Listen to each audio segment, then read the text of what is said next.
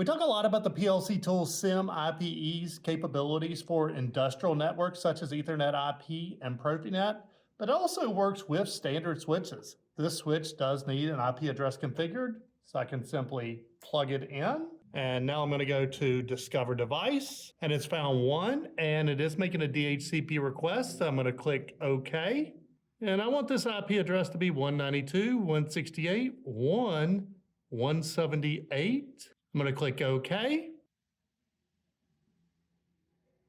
And it says it's accepted the address. Now, the set to static feature does not work like it does with Ethernet IP and Profinet, but we can go to our web browser and I'll enter 192.168.178.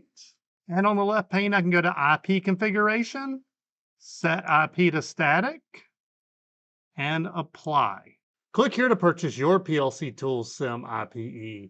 In addition to setting IP addresses, it can discover IP addresses out on a network by clicking Discover Device.